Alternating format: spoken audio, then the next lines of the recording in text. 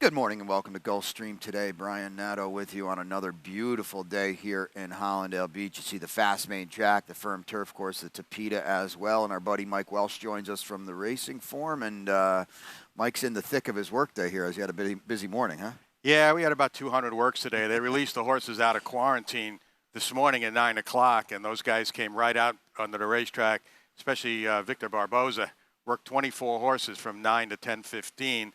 Because they've been kind of, cooped up in there without being able to really do too much, or at least they were working later in the day over a pretty cuppy track. So it's a big morning for him and a big morning for us here. Yeah, so we'll get into it. A lot of first-time starters, good maiden races on today's card that we will get into. 12 of them on the card, and none more front and center than the $400,000 in the gross jackpot Rainbow Six. It was almost hit a brutal beat in the finale yesterday, so we come back today. That's in race 7. Ron will be with me for the opener. We'll have his ticket as well. Samantha back with us today as well. We started, though, at 12:10 on a firm turf course in the opener. It's a $25,000 maiden claimer, early pick 5 as well. Those pools on Saturdays, well, those pools every day have been huge. Saturdays at the top of the list. We'll take a look at my ticket here as the Indianapolis 500 rolls through Gulfstream Park. $24 ticket here, 4 deep in the opening leg, couple in race 2, a 2x2x3, and then my single in race number 5. Not my best bet of the day, but watch the music for Jeff Hiles, and Hall of Famer Javier Castellano has been riding in very, very good form of late. Take note of that, but we'll get to the opener here now, again, on a firm turf course, a mile and a 16th in this maiden claimer. Mike, I thought it was a bit of a spread race. There's a lot of different ways you can go. You go with number 6, Skyhook, on the maiden special weight drop for Mark Casse. Yeah, I took note that Javier's been riding well and is on it, but that's not the main reason I picked the horse. This horse has obviously been shipped down here by Gary Barber and Mark Casse to get on the grass. There's no grass at Parks right now. I thought his last race was better than it looks on paper. The second and third place finishes there came out and won maiden special weight races. This horse made a little move in the race. He beat half the field. Now he comes down here for a quarter, gets on the grass. He's a half to 3 turf winners. I just thought adding all that up with the class drop, I went for Skyhook. Yeah, and they ran him 5 times in a maiden special weight, so they didn't really want to lose this horse. Now he's in for the tag. We'll see what we get today. I was down towards the inside with number 2, Blue Maverick. Might get loose in here. He's going to be speed if he's not loose, and speed plays on this turf course. Yeah, it sure has so far. Second time Lasix as well, and then we both have some interest in Phobia, who got to the turf last time, added Lasix as well, and ran a good 4. So that is the opener there. Early pick 4 time in race number 2, 7 furlongs on the fast main track. Samantha, as I mentioned, she's back with us today. We'll take a look at her early pick 4 ticket in here. $16. She's spreading a little bit in this race. A single in race number 3 of the 2. That's at Nico, who I've got on top as well. $4.11 for her. Those are my 2 in race 4, and then she spreads a little bit in race 5, including my single, Watch the Music. That's a $16 ticket for her. So back to race 2 here. These are fillies and mares 4 and up, which have never won 3. The tag 12.5 down to 10, and I guess you've got the 3, Mike. Perfect Provision. I've got a little further down in my mix. Yeah, I just thought this horse was in good form. Came back and worked well since changing barns. Looks like she should be forwardly placed throughout. So I don't usually like horses going from never win 2 to never win 3, but I just thought in this case it might be the right horse. And here, Keiko, obviously the key to the race, taking the big drop. He's changing trainers from Carlos David to Juan Alvarado, both trained for, actually Juan Alvarado was Arundel's main trainer here. Interesting that he went to the farm, had a couple of works there, then came back and moved in here with Juan Alvarado. So to me, I don't really know what to make of this horse. I just tried to beat him just because of the giant question mark on the short price. No, I agree. Very short price in there. My long shot's in here, the 5, no decaf. We'll take a look at a replay. This horse finally gets off the rail after breaking slowly. 3 starts in a row, breaking dead last from the rail in each one. Down inside the 1 horse here, he basically just walks out of the gate, gets ranked, takes a right-hand turn. But then we'll show after this, we fast forward to the far turn. Thanks, Bob. Good work here. And you see this, a big rush to the outside. And I think what happened was, predictably, this horse is going to tire. But I like this little middle move here. I thought she showed some run. We finally get off the rail, and I think that's important too, because you can just see it right in her past performances. She does not like being down inside, and kind of what Mike was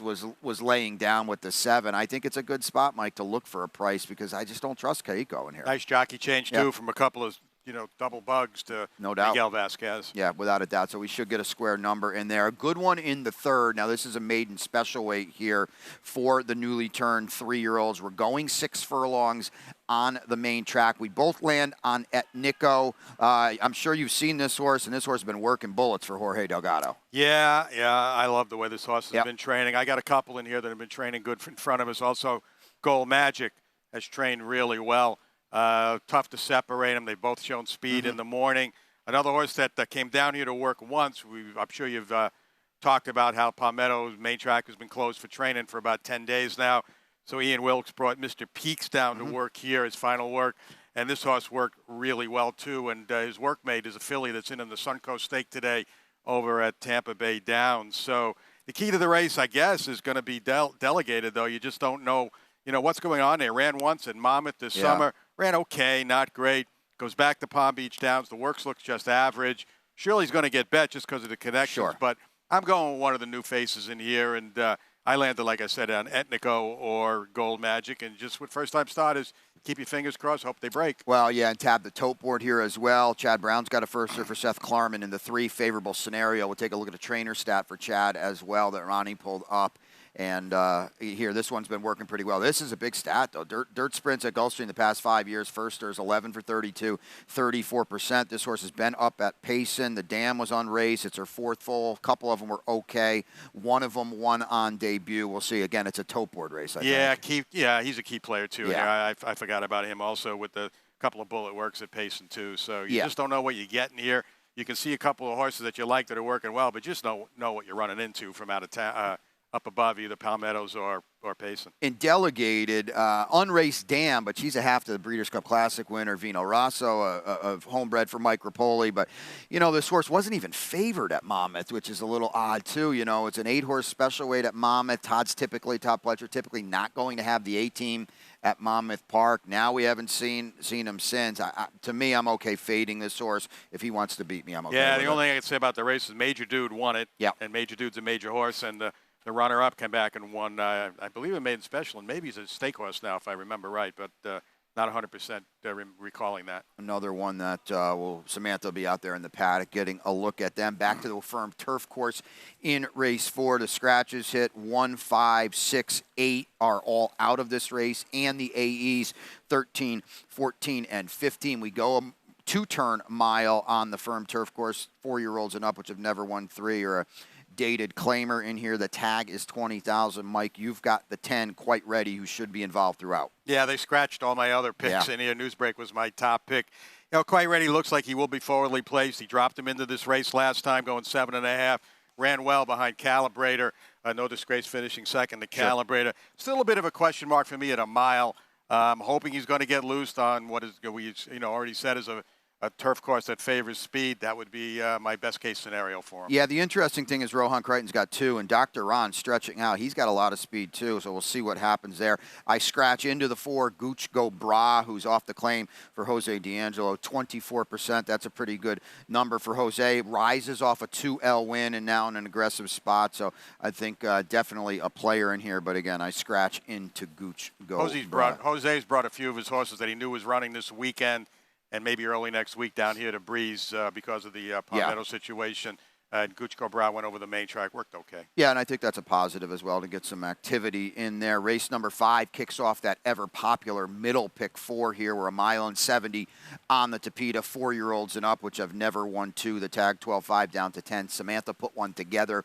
We'll take a quick look at that now. $18. She is singling the 4 Krypton in here, and then a 3x4x3 interior pick 3 to get out of that sequence. She's got my top pick, Olympic Prake. We'll show a replay of that one coming up in the 6th. The stakes feature for the fillies and mares. It's a tough one, especially with Miss J. McKay coming out, and then 3 deep in race number 8. $18 ticket on that ever-popular middle pick 4. We'll get back to this race here. I went with Watch the Music, Mike. This was my single. If you look at the 2 route races, one was on turf 3 back, and last time on Tapeta, I thought this horse has run very, very well. Jeff Hiles has been sending out live horses. Hasn't necessarily won a lot, but he's been sending out live horses. Yeah, and you don't see that trouble line call in the racing form very often. Steadied incessantly. He did steady quite a bit. I thought once he got loose, though, he had a shot. He didn't really kick on, but I certainly couldn't throw him out in here. I took a price shot in here because I just didn't really like anything that much. I went Ready, Seek, Go. Coming back to the Tapeta, ran his best race so far on Tapeta. Came back and worked well on the Tapeta. I think should get a nice stalking trip, maybe off of the pace of Red Hurricane.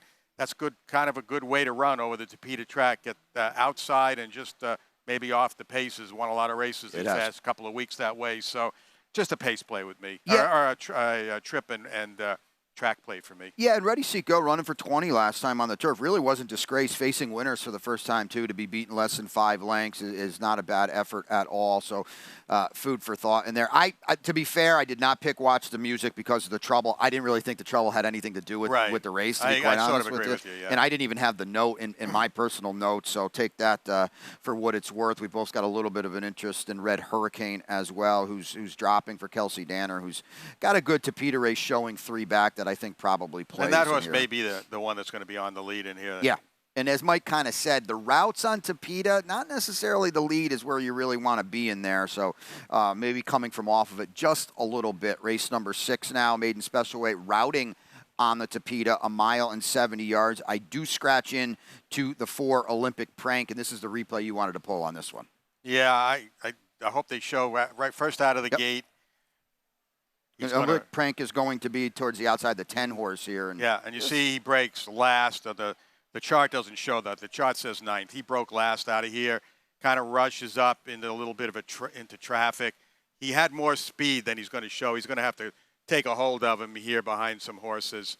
And now you watch him. He's in the red silks there going to the far turn. He's not in a very good position for a first-time starter. He's between horses. He's taking kickback from the horse that's in front of him. Now he kind of works his way up in between horses, and just not a great trip for a first-time starter. Here he tips out. Now watch what happens to him here. He looks like he's got some horse, and then boom, he gets bumped and forced out wide at the top of the stretch. So all in all, I thought it was a pretty good effort for a first-time starter. He still tries to come on at the end, only gets beat a few lengths after all of that. Since then, he's come back, worked a terrific half-mile over the Tapeta track here, coming down from Palmettos, prepping for this race. This horse has way more speed than he shows. He showed in that race. I don't think there's a lot of speed in here. I don't like a horse on the lead on the Tapeta, but I think he could be loose in the lead.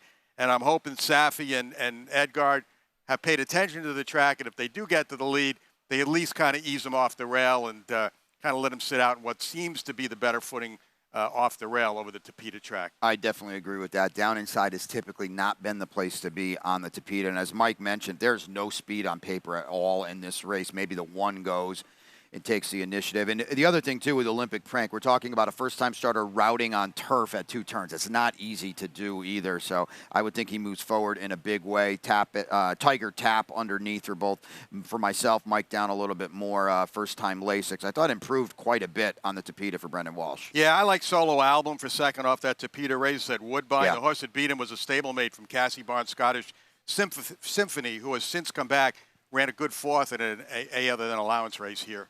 That's the 6, so we split the card. That means 6 down. When we come back, Rainbow 6-time $400,000 in that gross jackpot guarantee. Ronnie's got a ticket. Stay tuned.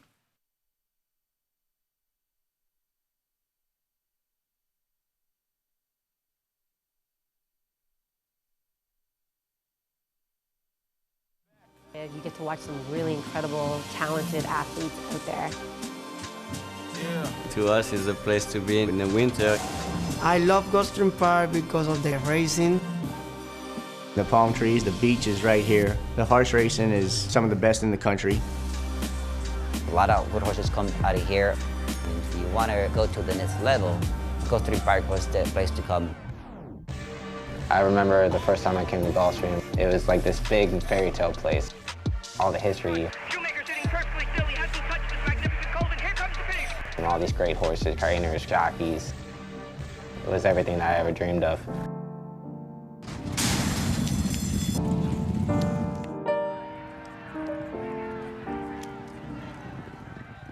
And welcome back to Gulfstream today. Brian and Mike Welsh with you from the Racing Forum stopping by, and we always appreciate that. And it's stakes time in race number 7. It's the ladies sprint, $100,000 on the line. 5 furlongs on the turf, and the fillies and mares that also kicks off the Rainbow Six, and as I mentioned before, we went to break $400,000 in that gross jackpot guarantee. Ron Nicoletti will be with me for the opener. I'll be with Ron for that matter. 4860 is his ticket. A lot of threes there, and the single is in race number 10, and that is Arthur's Ride. Now, take note, too, a big jockey change there. Richard Kingscote's going to ride Arthur's Ride for Bill Mott, a very, very impressive 2-year-old, chased instant coffee when last seen, and that is a good race as well. 4860 for Ronnie, and he'll be front and center to talk about it in a little bit. But back to this race. Now, there is a key scratch in here of Miss J. McKay. The 7 comes out, huge favorite on the morning line. The 9 Spun Glass comes out as well. Both Mike and I have the same exacta. Did you scratch into Mamba Wamba? No, I actually picked Mamba Wamba. Look, obviously Miss J. McKay was the horse to beat, but she was going to be even money. I thought Mamba Wamba was going to be 7-8 to 1. They're the 2 closes. We can show the replay too of the last race. There were 2 closes in the race, full of speed. It looks like there should be some pace in here. Mamba Wamba broke slow last time and then winds up very wide around the turn and finished well. Miss J. McKay obviously got the jump on her and is a pretty nice filly. No, she loves this course as well. So, I just hope that the race sort of breaks the same way with some speed up front and a little smaller field. Yeah. She maybe doesn't lose as much ground. And you can see Mamba Wamba, that's her last there, I believe. And then circling wide at the top of the stretch here, has to come out. And, at this point, Miss J. McKay is several lengths in front of her, and look, Miss J. McKay is a solid filly. Yeah, she's really nice. But Mamba Wamba does come on at the end. You can see coming on there, and just hoping things break the same way, except the way she broke at the start. Yeah. And she gets a little bit better early position here. And the good thing about the scratches is that they don't affect the actual race, because Miss J. McKay and Spun Glass, they were not part of the pace. Everybody that wants to go in this race is still in this race. So as Mike kind of hinted at, they should still be hitting pretty hard up front. Mamba Wamba, I think, off that race. She's got to break better, though. There's no doubt about that. You don't want to spot that kind of ground to good horses. But I like the outside post for her, because if she breaks well, she'll be forwardly placed. She's going to want to be outside anyway, so she'll be there to begin with. She'll lose some ground, but hopefully she can show that same kick, but from 3 or 4 lengths back, not 7 or 8. And Stony Point, who interesting horse. Who we saw in there in imagery, they're going to be going at it probably early and often. I think that might help Mamba Wamba as well. But again, the big scratch of Miss J. McKay out of the ladies' sprint onto race 8, and that's the late pick 5 here on the Tapeta. Samantha's got a ticket. We'll take a quick look at that. $120, big number for her on a big late sequence. The big all button. Yeah, the all buttons in there. Race number 9. Now she is singling the 2, Tumbarumba. Okay, that's a dangerous one now. A dirt sprinter, a Louisiana-bred dirt sprinter stretching out for Brian Lynch. Could get loose. Her speed in that race. We'll see what we get there. And then I would think Samantha's got plans to be alive in all these other races should that one win. $120 stepping out. I like it. The picks have been huge pools, and it looks like it could be that today. We are on the Tapeta in race number 8, a $35,000 starter allowance 4 and up, routing a mile and a 16th. Both Mike and I on Therapist. Now, he's been popular in his last 2 starts. Off the claim today for Mike Maker, right to the Tapeta. Yeah, a lot of question marks in here. A lot of them haven't run on the Tapeta before. Matter of fact, Speedy Hans, who was Therapist's uncoupled mate in here, is the proven commodity in this race. And just on that alone, you got to respect him. And he's also coming off the claim for Mike Maker, a popular item at the claim box. Therapist, to me, on class, lays over the field. Came back and worked super over the main track, doing well. Going to need a little pace help. But again, that style of running, going long on this course is right up his alley. It's just a matter, will he take to the Tapeta the way he takes to the turf? If he does, I think he'll win. Yeah, I just agree with everything Mike said. I mean, the fact that he's even in here, I think, says Mike Maker thinks he's going to handle the Tapeta, and he's not in for a tag. This is a race that pops up. The pink and yellow go on for Mike Dubb as well, and then Mike claims good horses. It's as simple as that. And they run, so I went with him as well. Iman's an interesting horse. He's got some class. He's got some versatility. He's run well on the Tapeta, even though he hasn't won. I think those are I'd like to think we can get out of this race with those 3 horses. Race number 9 is a good one. It's an optional claimer on the turf for the 3-year-olds here. Late pick 4 time. I've got the ticket here, and it's a condensed one, just $7.50 for me. The spread is in race number 10. I think that's a really good maiden special weight, and it's a race to me that has a key race in the making. I'll single Belgrano. I always was singling Belgrano in 3 deep in the finale. I did lose a couple picks in there, but back to this race here. Let's take a look at Sendero. It just didn't go well for him. We'll put it that way. I don't know if he was going to win. I'm not going to tell you he was going to win, but he would have been right there on the line. And this is just going to fall apart here coming in mid-stretch. He's making an aggressive move inside. He's got plenty of run. You can see him down inside. He's the 8 horse here. Now we're going to steady here. He's going to idle in traffic, and this is just part 1 of this trip, okay? He's got to wait a little bit. Irad's got to wait and wait and wait, and now we're going to dive to the inside, and he's got more run, and he's threading through, and he's coming up, and there it goes all wrong, and he basically stops to a halt, and he walks home, and that was it. Game over. You lose. Every trip player in America is waiting for this horse to run back. Don't think it'll be 5-1 off of what we just saw. My best bet of the day. I tried to beat him with Web Slinger. This horse coming out of the Breeders' Cup Juvenile Turf, obviously overmatched in there. But it was the race before that I like at Monmouth, and now. This horse broke his maiden in a stake. The horse he beat, Oxymore, was a Chad Brown 2-5 shot that day. And this horse was able to beat that horse that day. Has come back, and he's working terrific. If you saw the DRF clock report today, I don't want to give too much away from the report, but this one I will say has been working well. But Palmetto, as you can see, the 59-3 bullet on his form on January 20th. So I'm going with that. He's going to need some pace also with his running style, which is not that great on the turf course, but hopefully things will fall apart. Sendero is going to be kind of running just like him, so we'll see. Maybe they'll be wind up in the head-to-head match to the wire coming down the lane. Lasix and first-time gelding as well. Let's take a quick look at a stat, too. Christophe Clement has the 4, and that is Spagliato. Easy for you to say. Yeah, right? Pete Aiello, that's why. That's why I didn't pick him. I didn't want to have to there you go. He's his name. Yeah, he's the 4 horse. How about that? 8 for 25, 32% with a huge ROI. Maiden last out winners at Gulfstream. So this is a horse that could move up today. A Bobby Flay homebred, first-time Lasix as well, and he was pretty good on debut. It's a deep race. It's one of the reasons. Now, Samantha singled, too, with the 2, Tumba Rumba. I feel like if you can single in this race or you can narrow it down, you get a lot of edge on the betting public because it is a race. Tumba Rumba is going to be loose on the lead, and we know that the turf has been favoring that style, so just a matter. Can he handle 2 turns? Can he handle the grass? Oscar performance on the top of the pedigree, so it's in there, that's for sure. Race number 10 kicks off the late pick 3 here, and this is a good race. It's as good a maiden special weight, I think, that we've probably run here or seen here in a couple months at least. We're a little bit all over the place with the same kind of picks, though.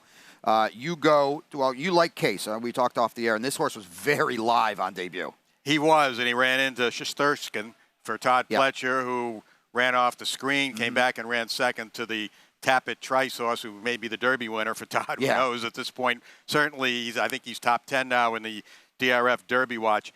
Case ran great in that race.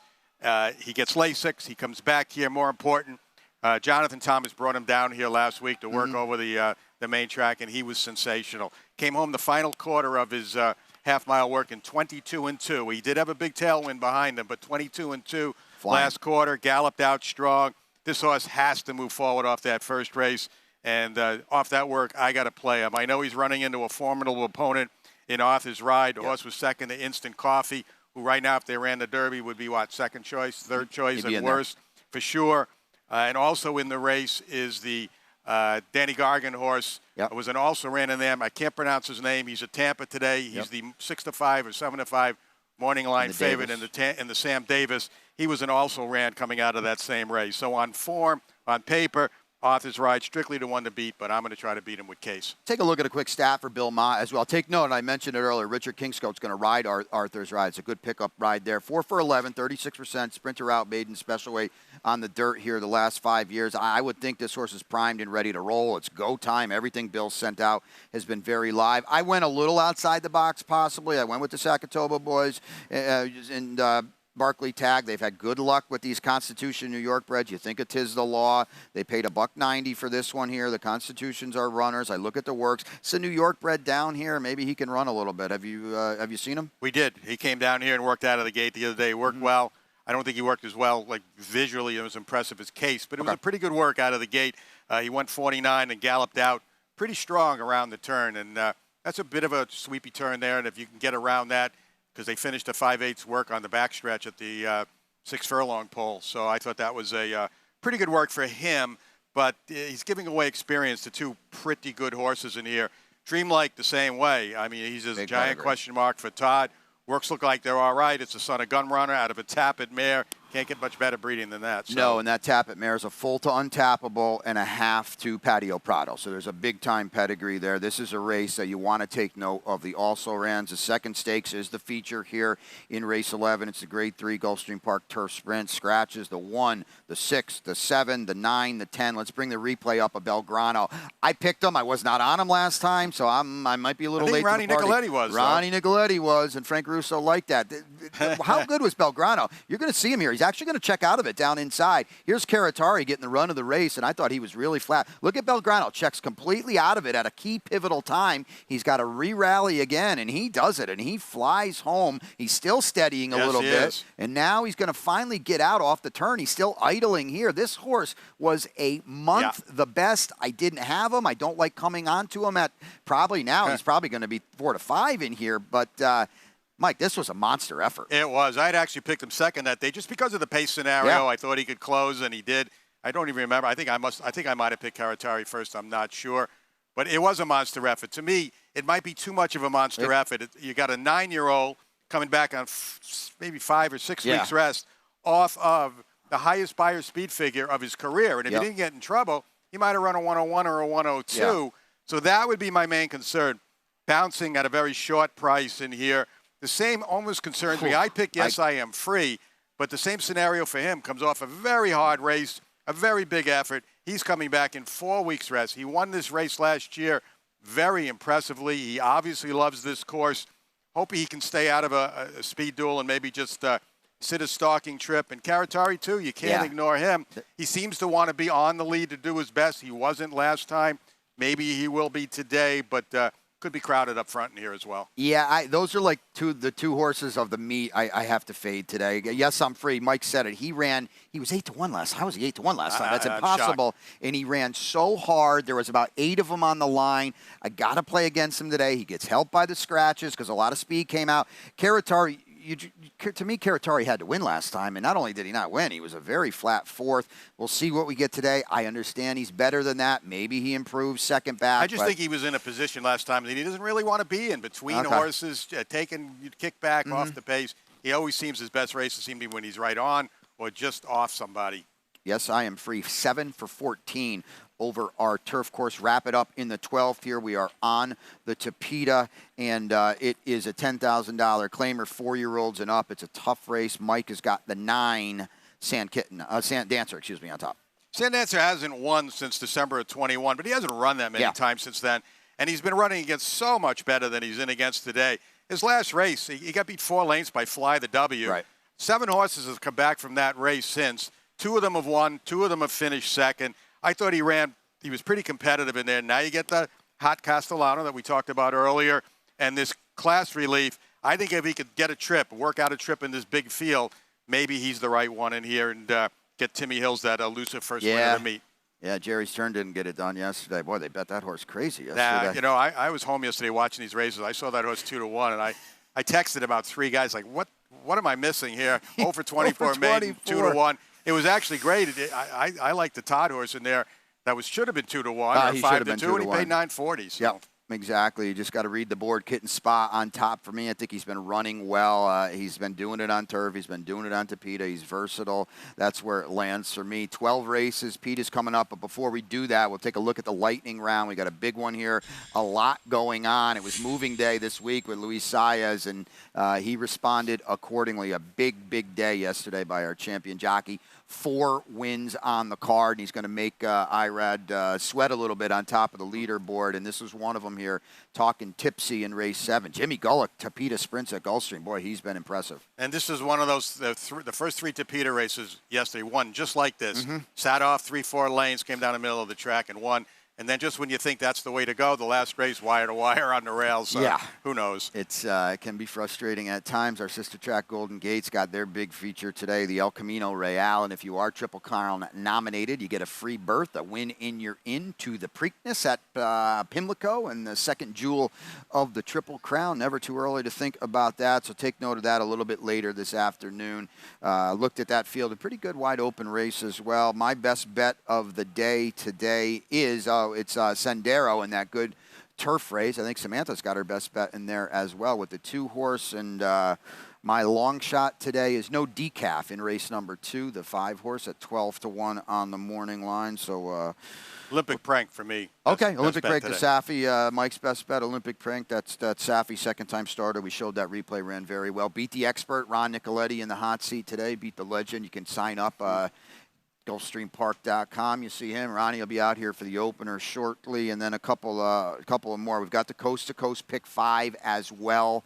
It's going to kick off a little bit later. 3 races here. There we go. Thank you, boys. 4:07 p.m. It kicks off, and now we're going to condense that inside an hour. You see it there, 59 minutes. It's $1 minimum, 15% takeout. I like that $1 minimum. For the bettors as well. And then last but certainly not least, this is for a great cause. You could go watch a race with Pete Aiello upstairs. If you donate to the TAA, learn more at Gulfstreampark.com, racing-promotions. Pete's upstairs. Can donate and watch a race with him. I can tell you firsthand that is a lot of fun, and go hang out with Pete up there a little bit. He'll be firing away, and let's send it up to him right now because he's got his work cut out for him. Scratches and changes on this 12-race card. Mike, I thank you. We'll catch up with you in a little bit. Ron, always a pleasure. Samantha, yeah, thank you. Claudia here. The gang is all here on a powerful 12-race card. Stay tuned. Good to have you aboard. We're ready for the start. They're off.